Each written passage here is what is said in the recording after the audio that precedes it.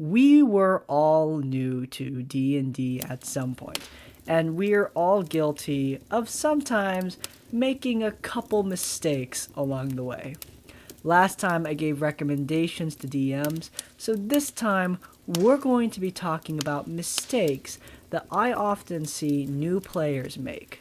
Now, keep in mind, if you participate in any of these things, I'm not telling you that you're a bad person or that you're playing D&D wrong. I just think you're doing yourself a disservice, and that by addressing these issues, you can improve your play and have even more fun during the game. And that's the top priority, having fun. Remember that. Of course, these are also mistakes made by new and old players alike. I just see them a lot with new players. And final thing is that most of these tips are going to be involved in character creation. Okay, with all that out of the way, let's get right into it.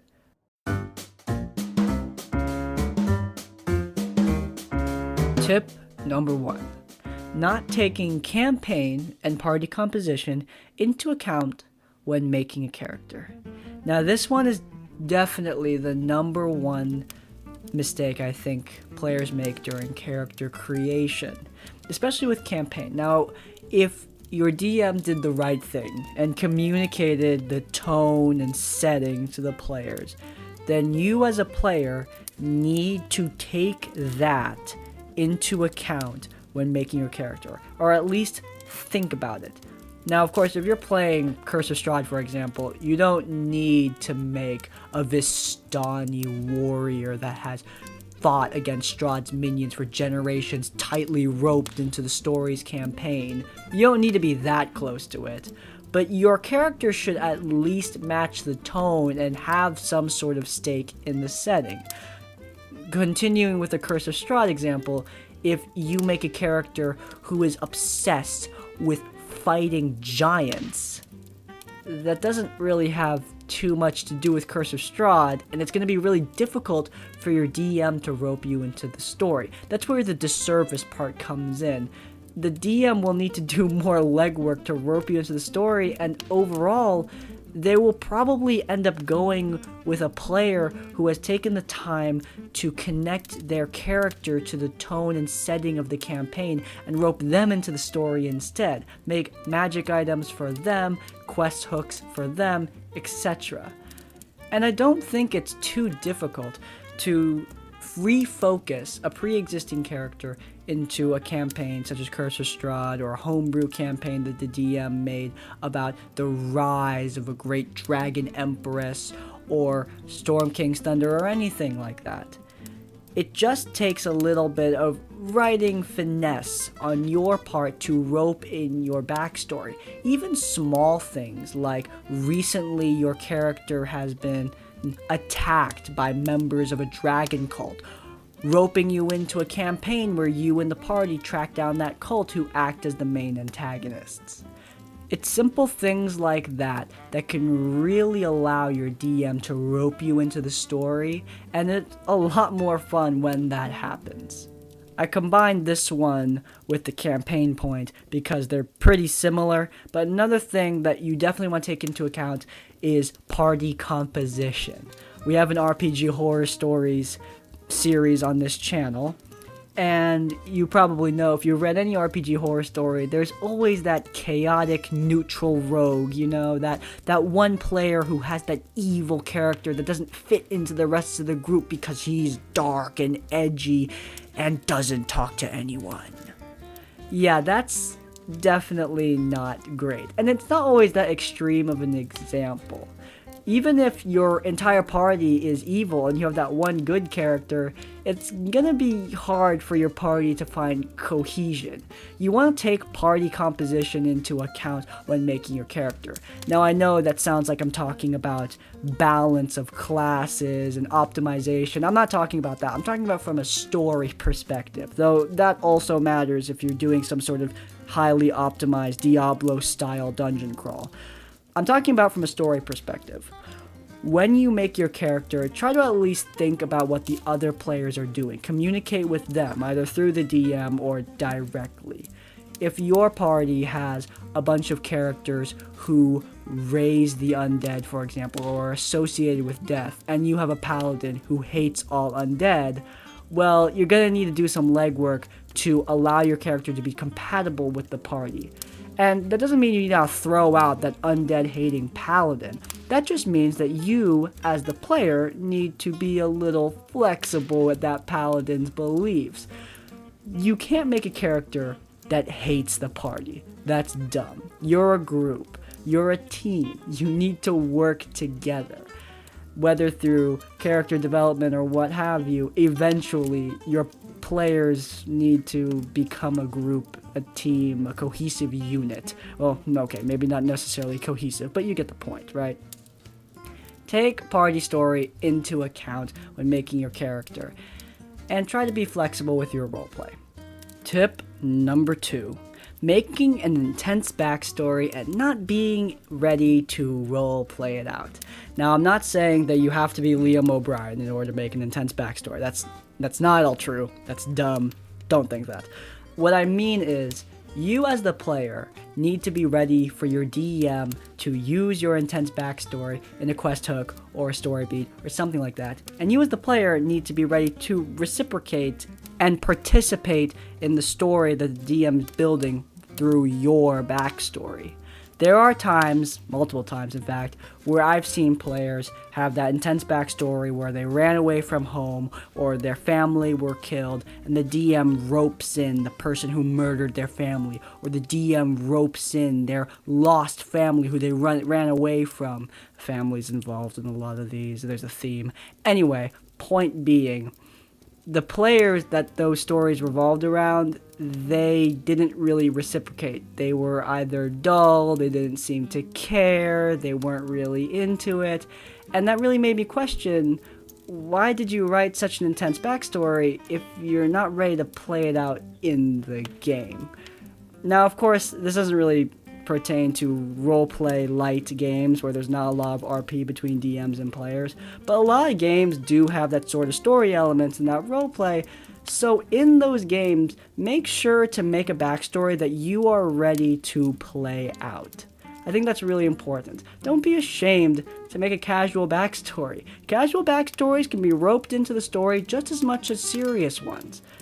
It's not a big deal if you're not ready to roleplay out a crazy backstory where you murdered a village and you've been regretting it ever since, the ghosts of your past have haunted you for 10 years, etc., etc. Then don't make that story. There's nothing wrong with making just a fun adventurer who wants to go out into the world and learn more about X thing. The point is, make a backstory that you're ready to play out. Because when you are able to play out your character's backstory and follow along with the DM's hook into a story that you made, that is really awesome. That's the sort of cooperative storytelling that D&D really allows for. And if you're not ready to roleplay it out, you're missing out on that. So yeah, make a backstory that you're ready for. Okay, tip number 3, I'm stealing right from a Ginny D video. She made a video where she talked about her current D&D character, Aisling, and in that video she mentioned that she had a previous character where she made this mistake and she talked about it. She made a character that is interesting to observe, not necessarily interesting to play as, which I think is really interesting, so I'm gonna take this point from her real quick. Her video is linked in the description below, it's a really good one. Anyway, what do I mean by a character that's interesting to observe, not play as? Well, here, I'll give you an example. I really like the character of Captain Rex from Star Wars The Clone Wars. He's my favorite Star Wars character, an honorable soldier who survived many wars and always come out on top, a loyal man who follows his commanders but understands what he needs to do and he does what's right. It's awesome. I love Captain Rex, but I wouldn't want to play as Captain Rex. Yes, he's a character that's interesting to observe. I like watching his story, but I don't want to participate in his story and play as him. He's not a character that I would make in a video game. He's not a character I would make in a D&D game. If I made Captain Rex in a D&D game, I wouldn't really be fully invested because I'm just not interested in playing that sort of honorable soldier. I'm much better at playing the snarky, charismatic rogue or the funny bard. I love playing those characters way, way, way more than the straight-edge honorable soldier, even if I do like watching that character on screen. You need to be invested in your D&D character, at least a little bit, especially in story-heavy games. Having a character that you care about, that you're invested in, makes the game all that more heavy. When there's a risky encounter, you don't want your character that you've become invested in to die. It makes it more tense. It makes the game more fun. You're more into the RP. You're more into the encounters. You have a better rapport with the party when you understand the character you're playing as because you're invested in them. I could go on and on and on about the benefits of this. Make a character. Instead of a character that is interesting to observe, make a character that's interesting to play as, and the way you do that is determine, like, what are the kind of characters that you really invest yourself into, the characters you see yourself in. It's not necessarily characters that are like you. I mean, I'm not a super charismatic rogue who can pickpocket someone while having a casual conversation with them. However, I just really like playing as those characters. It's that hyper fantasy that I just love to live out. That charismatic, like Nathan Drake type character is just super fun to me. D&D is wish fulfillment at its core, so make a character that you're invested in, not just a character you'd want to observe. We're finally moving out of character creation and going into the actual game, and tip number 4 is one that might be a little personal to me. Not reading and writing everything about your spells. There's one person in my home game. You know who you are. I'm joking. But, in all seriousness, I certainly did this when I first started playing D&D. I see a cool spell name, I see the damage, and that's about it. I don't check spell range. I don't check if it's concentration. I don't check what the spell actually does. I don't read anything about its description. Anything like that. I just see spell name and I see damage, and that's what I write. Write everything about your spells. Write down range. Write down the components. Write down the damage. Write down if it's concentration. Write down if it does a certain type of damage. Which, by the way, it does do a certain type of damage because that's how damage in D&D works. So write down damage type, etc. This also applies to racial effects, abilities, gear too, enchantments. Just make sure to have that down in your notes. It'll make your DM's day a lot easier when they ask you what that thing does and you just boom, tell them the answer. And as a player, although I haven't played for a while, I will say that whenever a DM asks me for the effect of a thing and I can just bust out the effect right there on the spot without having to go, give me a second, that feels so awesome. It feels like you're on top of it. So, do that, please. This is a bit of a shorter one, a bit of a petty one. For some of you, it might be really obvious. For some of you super note takers out there. But even if you're not into note taking, make sure to write down all the stuff about your spells, enchantments, gear, abilities, etc. Next one is a simple one, and this is definitely one that I see a lot more than all the rest. Remember, always, that D&D is not a video game. What does that mean? Well, there are many ways to solve a problem. One of the big benefits of playing D&D versus playing a video game like Skyrim is that there are many ways to solve any given problem the DM throws in front of you. Many different solutions. Be creative. Remember that this is a game in your imagination. I often see that players fall into that classic video game trope of, oh, I just need to say X correct thing, or oh, I just need to kill the bad guy in this way. The solution isn't always just to run into the room and kill all the bad guys. Sometimes it's more beneficial to sneak around them or try to disguise yourself as one of them, or even just hash out a conversation with them. Maybe you'll get a new ally, etc. Now, of course, your DM needs to facilitate these solutions. We'll talk about that next episode. But Remember, as players, you need to participate in those solutions, and sometimes subverting the DM's expectations of what you're going to do isn't entirely a bad thing. We DMs love seeing creative solutions, so be creative. Tip number 6, playing alignment to the extreme.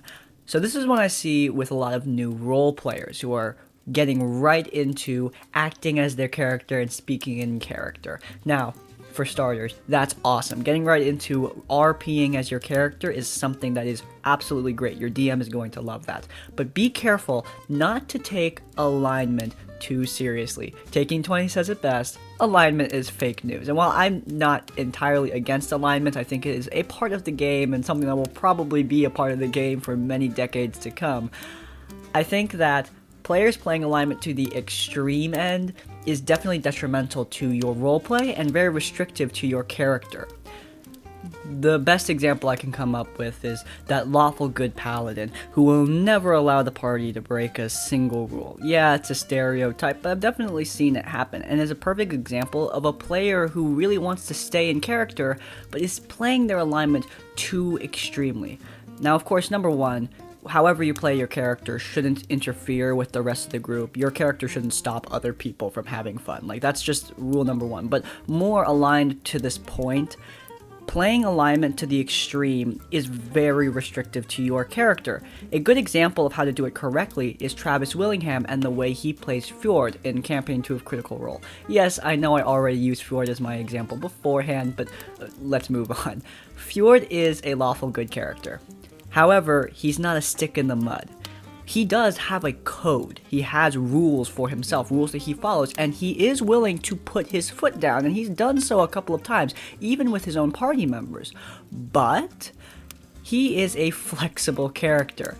He's not someone who just sticks to his code all the time. He does break rules. I mean, he spent time as a pirate, for God's sakes. So that is a great example of a character who clearly is a certain alignment. Like, you can tell Ford's alignment by looking at his character, but it's not so painfully restrictive that it stops Ford from being an interesting character. My point is, alignment isn't set in stone. It's not something that you need to stick to religiously.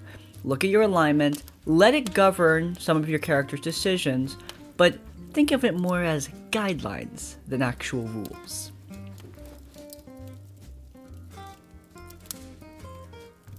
Tip number 7, not giving your DM feedback. Now, this is definitely one that I am very personally into. I love it when my players give me feedback, both good and bad. Now, of course, your DM needs to be open to this feedback in the first place, and if they're not, that's another problem that we'll discuss another day. But make sure to tell your DM what they did right or what they did wrong. Give feedback on the session. If you have nothing to say, then just say it was fun. Simple stuff like that goes a long way to making them enjoy running the game, and when they enjoy running the game, you will enjoy playing the game. This goes for players too. If the Blood Hunter in your group had a really awesome roleplay encounter or did a ton of damage during a fight, tell them good job, pat them on the back, say that you really enjoyed their scene, say they did an awesome job in that combat, say they carried you if they really did, tell the healer that they were doing an awesome job with keeping the group's HP up. When players hear compliments, they have more fun in the game. Give other people feedback, reinforce this party dynamic. It's not just your characters working together, it's the players at the table working together as well. You also need to be a team. And talking about what you guys have done great in the campaign is a great way to do that. Those post-session conversations are one of my favorite parts of running a game. Just watching my players talk to each other about what went right, what went wrong. It's all just awesome. So yeah, definitely talk to each other, talk to your players, give feedback, give compliments. It goes a long way to building that team experience. And that is going to wrap it up for today. If you guys enjoyed this episode of Tabletop Tavern Tips, then please do hit that like button and let me know. If you want to see more content from me, then subscribe to Crispy's Tavern to see more Tabletop Tavern tip episodes as well as RPG horror stories. And if you want to leave me any thoughts, go down to the comments down below. In essence, like, comment, subscribe. I will see you all next time. Farewell.